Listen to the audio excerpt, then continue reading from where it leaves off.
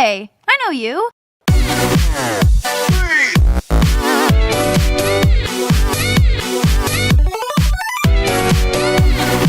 Let's go.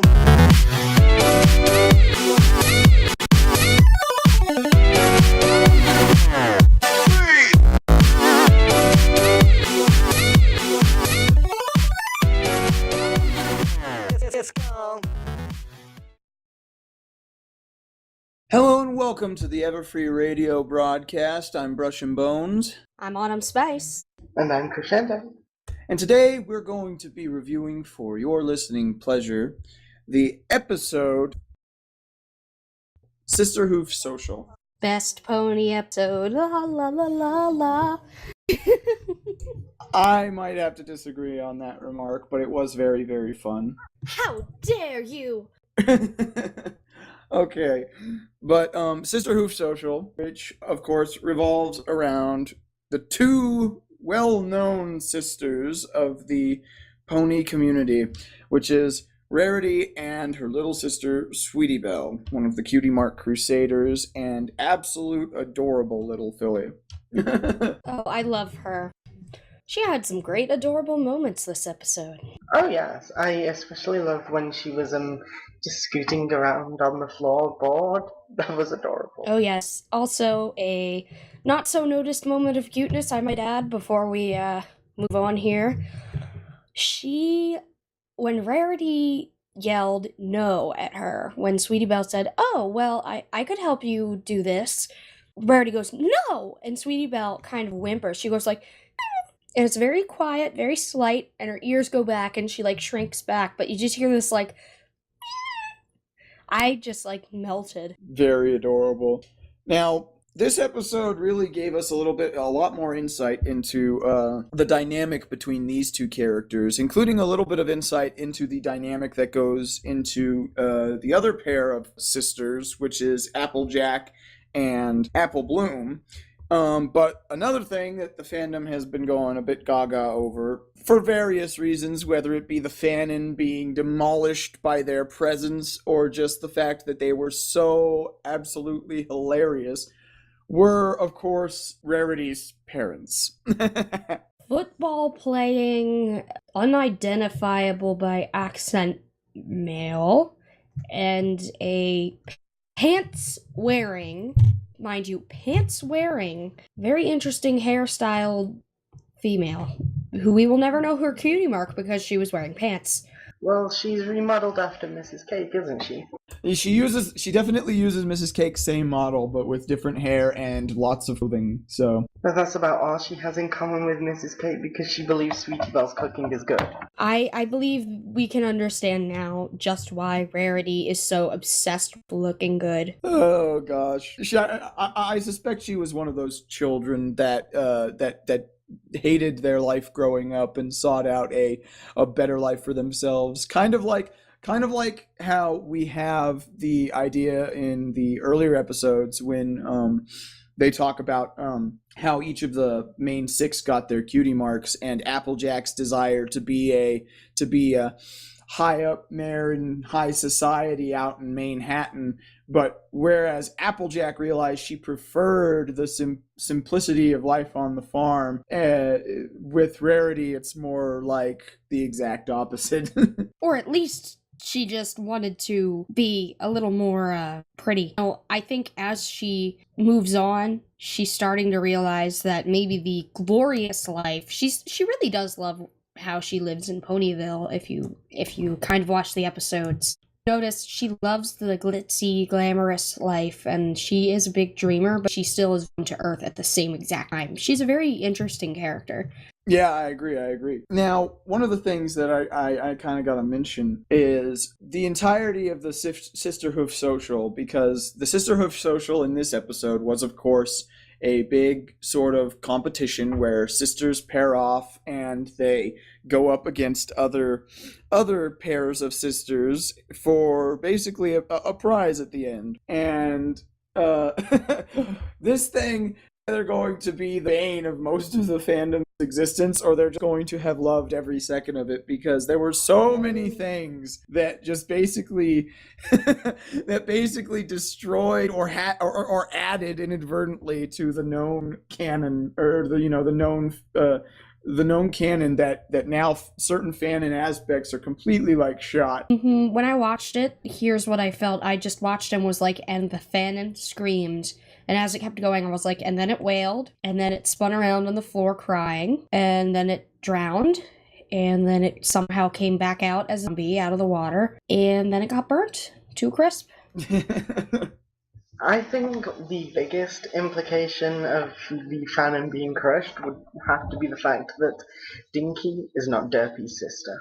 Well, and see, there's one of the things now, too, is the fanon has been enduring on that aspect, because since the fanon belief was that Dinky is Derpy's daughter, and it's now revealed that the Dinky character has an older sister, that basically has resulted in the fanon saying that either Derpy is not her mother, or Derpy looks really good for having had 2 children,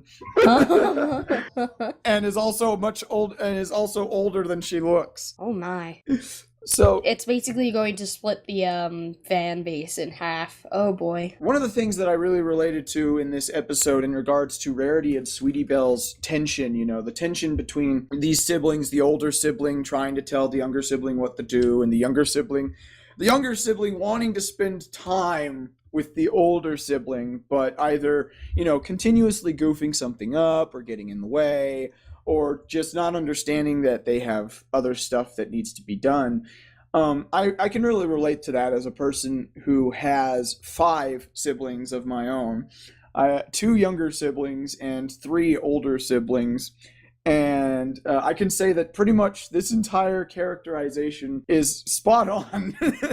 and the fighting that goes on, the absolute just unrestrained enmity that can often occur in this sort of situation, in this sort of relationship, is definitely, it is a familiar and very welcome example of basically sibling relations. And I found the ending to be quite a satisfying ending, since they realize that they can that there are ways that they can both get along, even if there's still going to be a little bit of fighting here and there. See, the thing is that Rarity has an aspect of stubbornness around her throughout the whole episode. I mean, despite the fact that Sweetie Belle manages to create a new clothesline for her, give Opalescence a sweater, and what was the third? Oh, the picture, which was so adorable. That was very cute. There's one thing that made me laugh. Suddenly Spike out of nowhere. That was a little surprising, and I don't know if it felt forced or if it was just a gag, if it was funny to just have Spike coming out of nowhere. Is he our new fourth wall breaker? Is he our new cartoony jumping out of nowhere character? He just showed up. Well, he would have had to have been there because they were talking about the letter to Celestia, and he always writes the letters so that he can send them immediately after. Yeah. So he may not have been right. He may not have been apparent in the foreground, but off panel he was there, basically taking down the letter as they dictated it to him. Now this brings up a great question. Was he there watching them the whole time? The whole time while they were playing dress up? Exactly. I bet he was, and he was enjoying the whole thing. I mean, there's definitely enough time for them to have just gone and got him. I mean, it's not like it's far to the library. Stop ruining my fun. I'm trying to make it seem like Spike's a creeper. He totally is.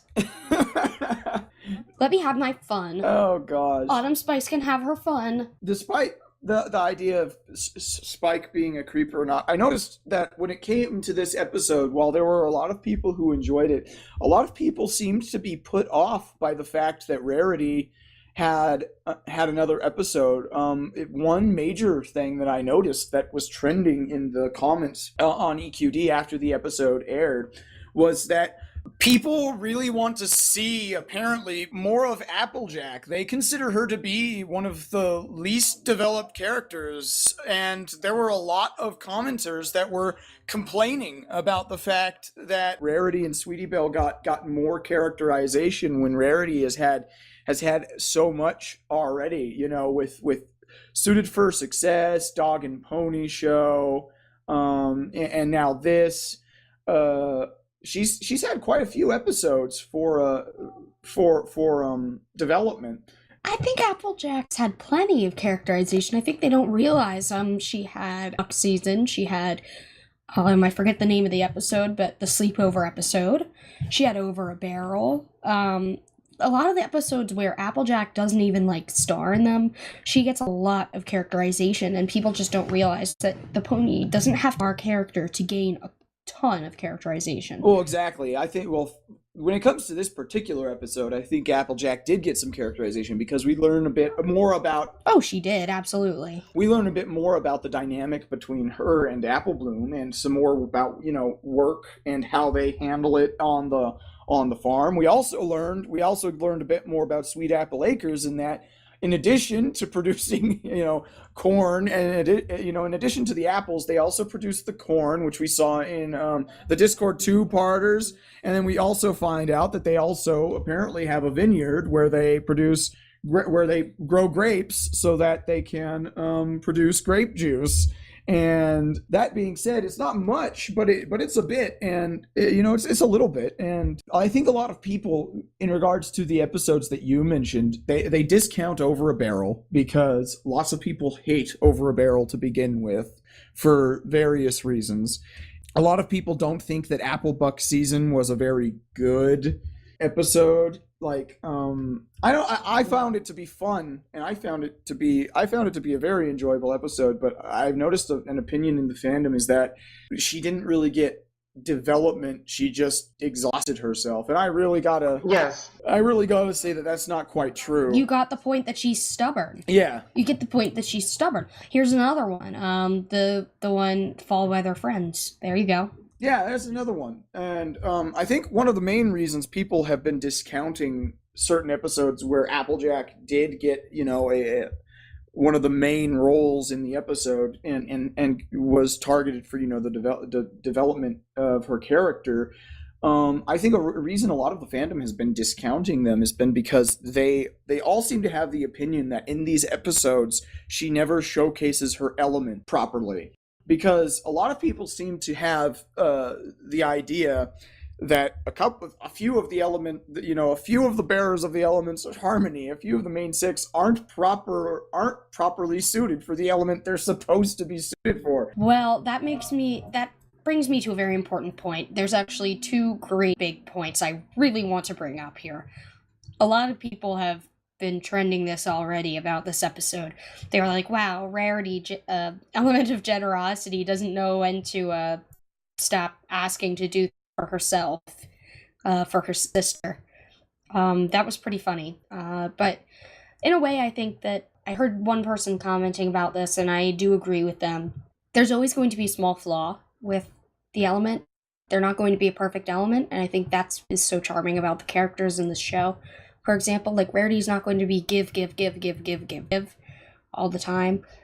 I think that there had to be that kind of taking, and that's what started the sibling rivalry. So it also was a plot, so to speak.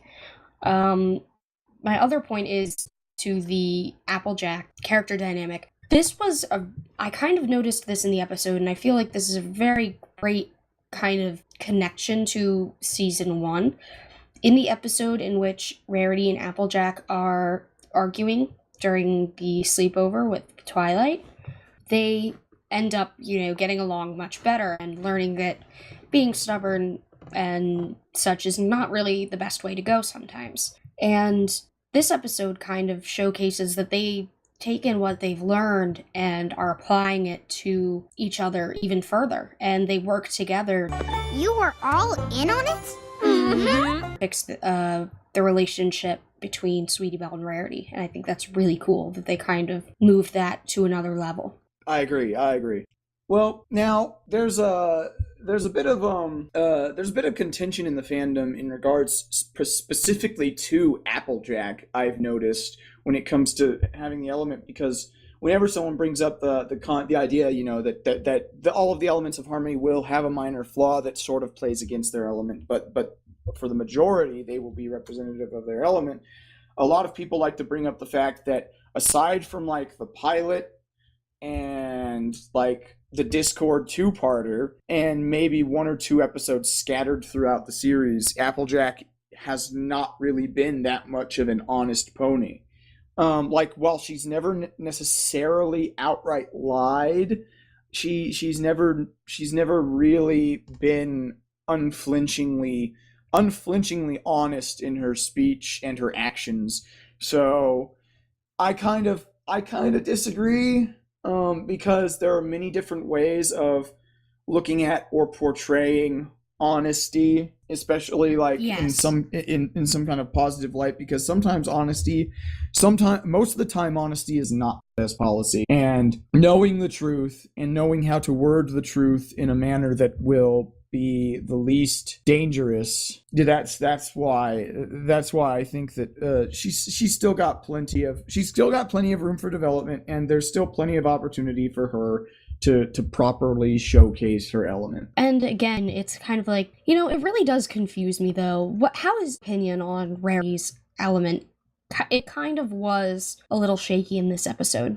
Rarity's element was in this episode, but I feel that Rarity's element was shaky because of the fact that it was sibling tension. You see, her element of harmony is generosity, but you can be the most generous person in the world, and the blood ties you have to a specific person may prevent you, your own personal opinion may prevent you from being as generous. Like, for example, when I was going through school, I was known throughout school for actually being a very generous person. I'd often help people out if they were short on lunch money, or if they needed some help with something else, whether it be homework or something like that. I would react differently, not necessarily outright ignore or be as harsh as Rarity tended to be in this episode, but when it came to my siblings, I would act differently with them than I would deal with most other people.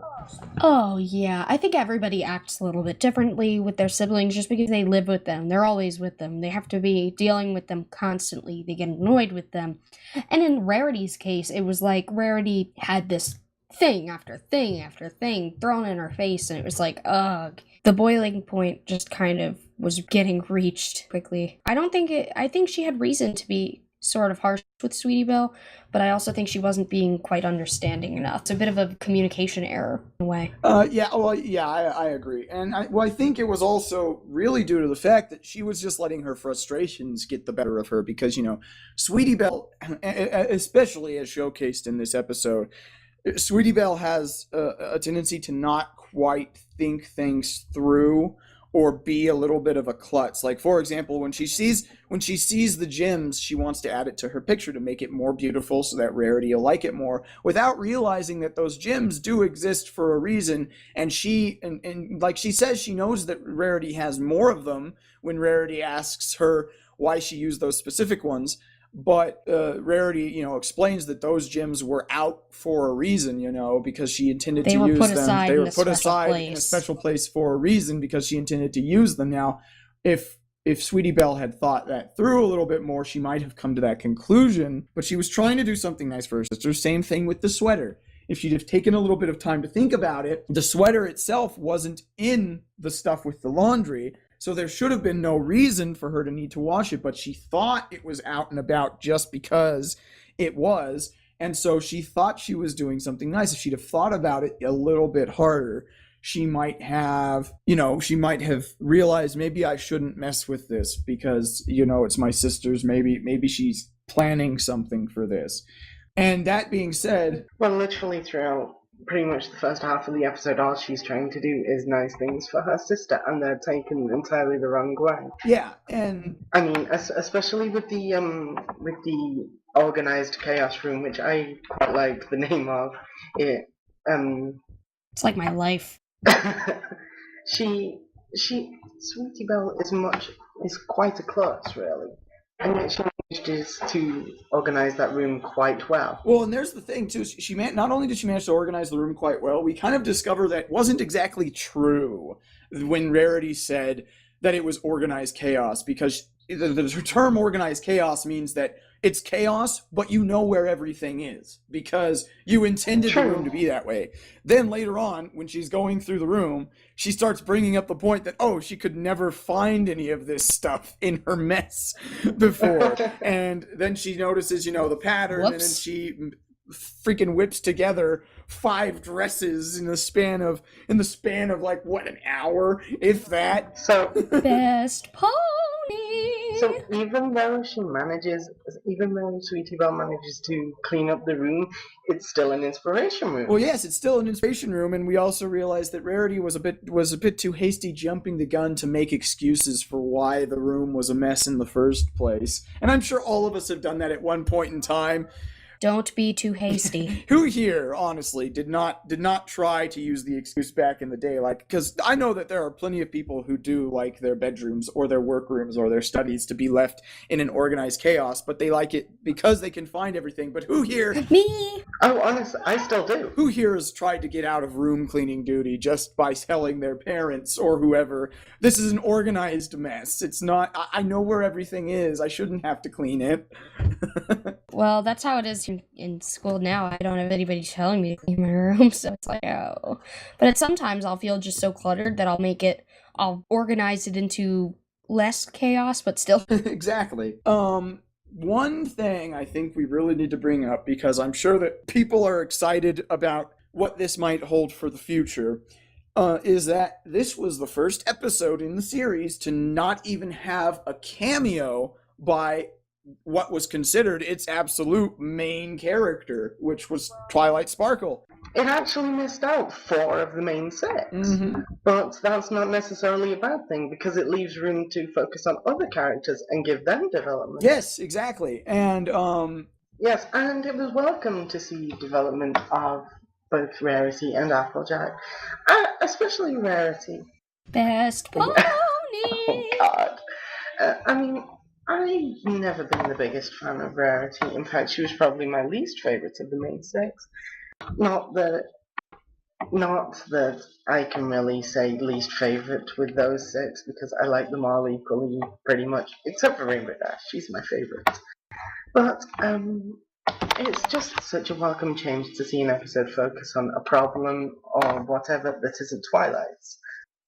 Yeah. Oh, and there's the other thing too, is I think that this is good, because it might be a sign that in the future we'll have some more of these episodes that will showcase different members of the main 6, and we'll be able to focus more on them and get more development on them, because I know that there are probably a lot of people that are hoping to learn more about Pinkie Pie, and are hoping to learn more about Fluttershy and Rainbow Dash. Oh, and yes. I do know that a lot of people, having seen this episode and seen Rarity's parents for the first time, are curious about, perhaps seeing more of Pinkie's family as they appeared in Cutie Mark Chronicles, or perhaps seeing Fluttershy's or Rainbow Dash's parents for the first time, or at least learning. I want to see the inside of Rainbow Dash's house. Yeah. I think we all want to see that. Also, I think that was what Lesson 0 was intending to do, with the door to have episodes featuring the other members of the cast. Yeah, so that they could write the letters. Yes, definitely. Yeah. Other members of the cast besides Twilight is definitely, and it's definitely welcomed by the fandom, because while everybody loves Twilight, sometimes there is a desire to learn more about the backgrounds or just the character themselves when it comes to other members of the main 6. And let's not even get into the background ponies that so many people want to be more important in the show. Yes, I know so many people that want the background ponies to have a much bigger personification than they do already have. Oh, yeah. Oh, goodness. I think plenty of people would love to see, just throwing this out there, like Derpy Hooves, Berry Punch, etc., have a bigger role, but honestly, I can't see that happening. Really? I No. highly doubt it, especially since if you kept up to date on the posts on EQD and stuff like that, according to I don't remember where the post came from or the reply, but one of the people involved in the production said that aside from referring to two of the background ponies by fan and names, those two background ponies being Derpy and Dr. Hooves, and mostly just for reference points of for reference sake. Aside from those two ponies, they literally don't pay any attention to any of the other background ponies. So It's just us. One thing they actually said is that I'm sure everyone's aware of the new blind bags that came out. Are they blind bags? oh yes, the blind bag ponies. The Yes. ones that were actually named. They said, even though they have official names now, that they don't really care what the background ponies are called. So that's just a big sign that says they're not going to really bother with them as anything more than background characters. Yeah, and that's both a positive and a negative for some members of the fandom. A positive in the fact that means they can start referring to specific ponies by their canon name, like Heartstrings. We're not all going to have to start referring to Lyra as Heartstrings because odds are she's never going to appear in the show anyways as anything more than just that background pony who sits on a bench. But Thank goodness, though, that nobody will have to refer to Carrot Top as Golden Harvest. and there's the other thing. The good news is that we don't have to necessarily start changing our naming conventions for them. The bad news is that all of the extra opportunities to develop these background ponies, these literally nothing more than just do something weird or strange or just sit around in the background filling up space characters, we're never going to get to see them become anything more than that. So it's going to be left entirely up to the fans to create something for these characters. Yeah, it's happy and sad at the same time. But anywho, I think we've gone off on a little bit of a tangent. So there is one question I wanted to ask you both. Which would you say is the worst aspect of this episode? Oh gosh. Worst aspect of this episode. In all honesty, I didn't find anything really bad. I think that in all honesty, I think it was an episode that showcased the characters well. I think maybe if you wanted to get really technical, I could bring up that like none of the other main six were even shown. Like they didn't even have so much as a single appearance. So no, not a single even visual shot of Pinkie Pie, Fluttershy. Twilight was studying, Pinkie Pie was baking, Well, yada yada you yada. can come up Fluttershy was with hiding. any excuse for that you want, and I'm not saying that it is a bad thing. I'm just saying probably the closest thing to a negative would be that they didn't have any particular place in this episode, and so they didn't actually do anything. So basically, I would say that overall, I found it to be a very enjoyable episode. I found it to be very enjoyable with really nothing very negative, in my opinion. I could not really give you any kind of negative thing from my honest opinion. I didn't see one that really stood out to me. That's impressive. You're usually pretty negative. We love you, Relly Bones. Well, with fan fiction, perhaps. I have to say, I do agree, though. I didn't find much negative, if at all, within the episode. It was all around. It was an all-around good time for the entire episode for me. I mean, from the start to where Sweetie Belle and Rarity are acting like just normal sisters, arguing, being stubborn, everything, to the end where they realize how much they do need each other. I think it was a really good episode. I really agree. And in all honesty, I thought that there was a lot of really funny moments that I think would make for some good alternate universe fiction, particularly like the stuff where Rarity where Rarity is disowned as Sweetie Belle's sister, and Sweetie Belle declares that from this moment forth, Applejack will be her sister. I love that part, especially because Sweetie Belle declares that, and then Applejack is just so uncomfortable with it, and then Apple Bloom becomes so incredibly jealous. Defensive. She's my sister. One day. I know. Also. And then the tug of war. Tug of war. Oh my goodness, poor Applejack. It was like Applejack was a plushie or something. Oh my gosh. Another part that happens in that very same scene is where Applejack is talking to Rarity after Apple Bloom and Sweetie Belle have gone away. I thought she was going to burst into song. I wish they did. And I was hoping for it as well, because everyone knows we've been expecting a song for 5 episodes now, and we haven't got one. I suspect that the next episode is going to have a song. I honestly do. Because I can't remember how many episodes, or whether or not they've even said how many episodes are intended for season 2, but I am pretty certain that next episode we're gonna get a song. I mean, because we know from sources that there are songs that exist for this season, and so it's all just a matter of waiting.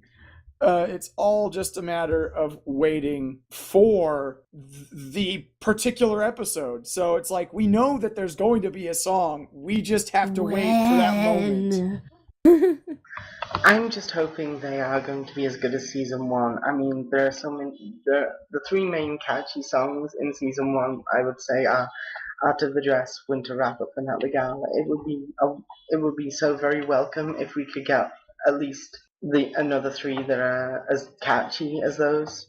I agree, and I really do hope that when the songs come out and all that other stuff, I'm one of the major supporters of Hasbro putting out a soundtrack, because they can take all my money. I really would enjoy a soundtrack. Hopefully, I really do hope that the soundtrack will include, songs beyond just the season 1 scope.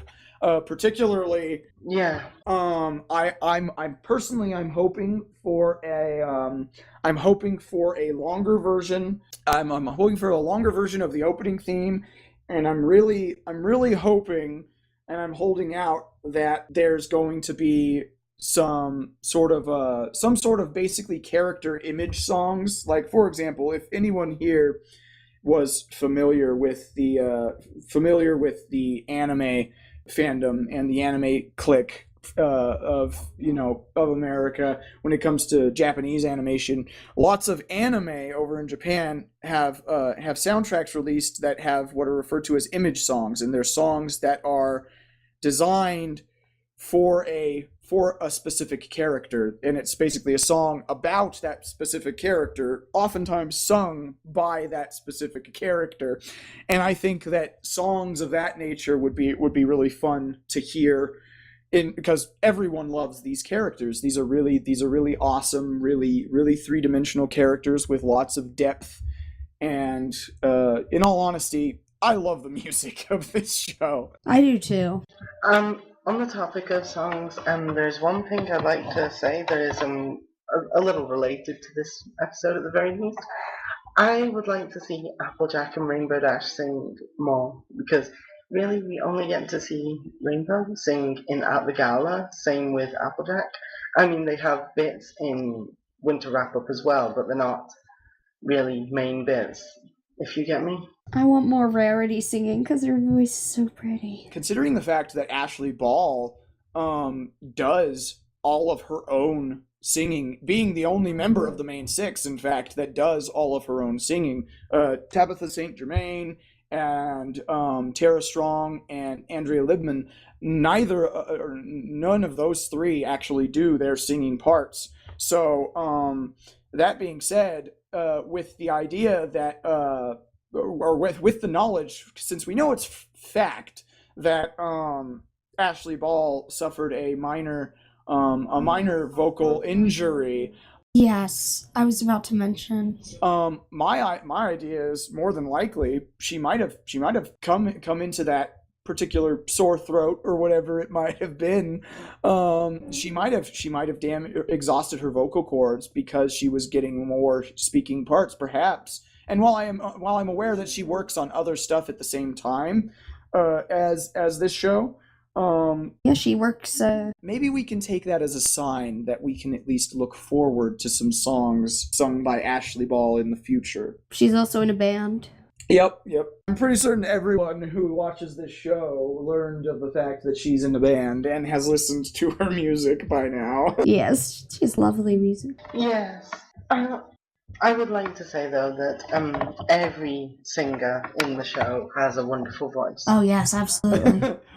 On that note, I do remember that somewhere, I can't remember where it was, but I don't know if it was an interview or an article that said that one of the reasons Tara Strong doesn't sing her parts is because she feels that she can't sing.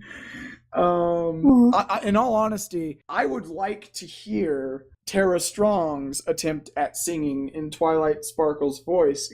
That would be really cool. Give her the benefit of the doubt, because I love all of her voice acting roles. She's probably one of the biggest names involved with this show when it comes to voice acting. If what I heard was true, that maybe she's just modest. So anyway, since we're drawing to the end of our segment, sadly, there is one point I'd like to bring up. I think Rarity is going to end up as a crazy cat lady, because the way she gave Opal that sweater and then started talking to her. That was a counter troll. She will only end up as a crazy cat lady if she fails to do what we do know was one of her major goals. If we take Best Night Ever seriously, and that's one of her major goals seems to be to find herself the perfect mate, to find herself the perfect stallion.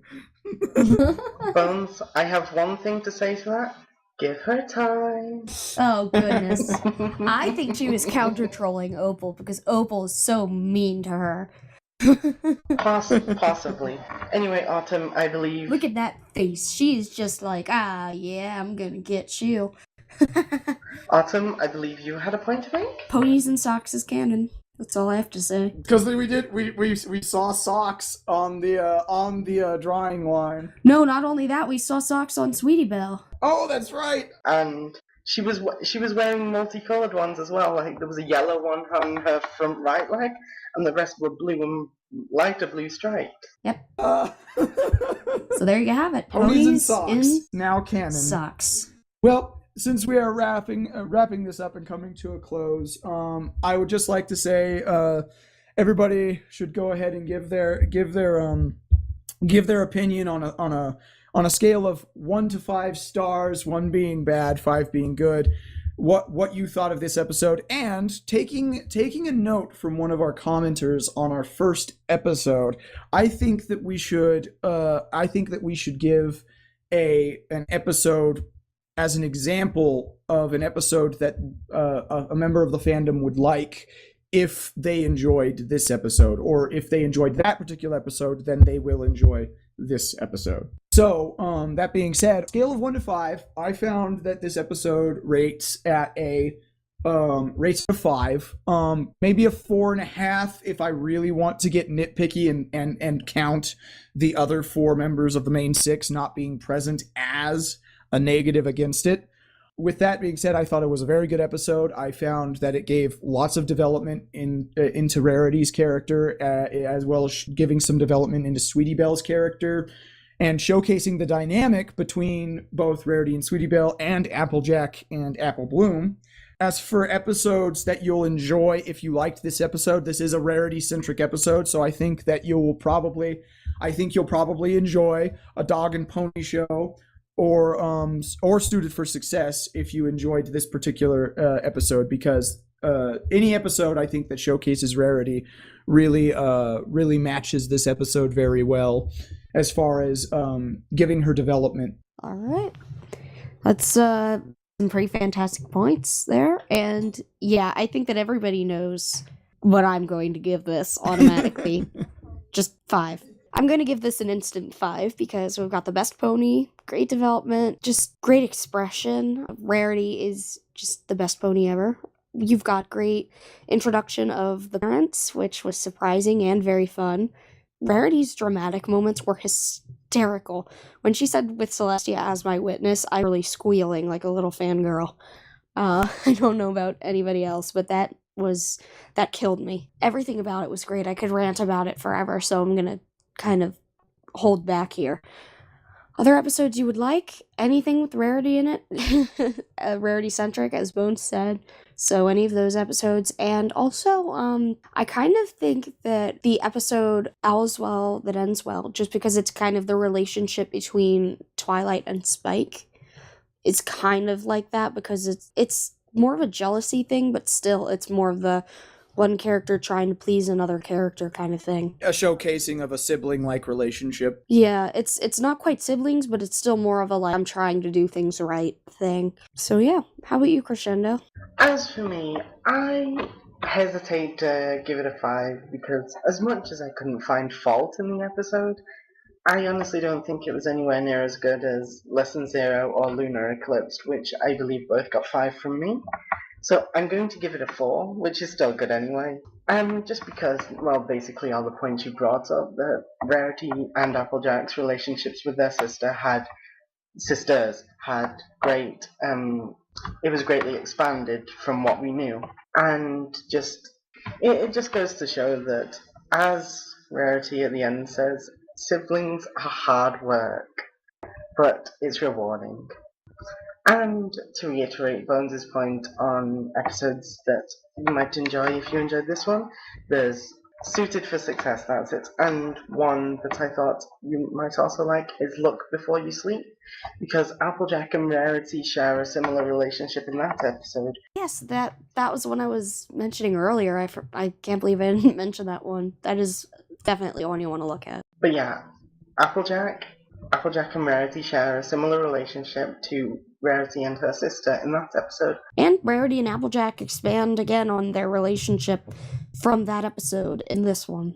All right. Well, there you have it. We've got 2 pairs of 5 stars. You know what? I'll just go ahead and call mine a 4.5 for balancing out sake, and say that we've got a 4, a 4.5, and a 5, which comes to a 4.5 average.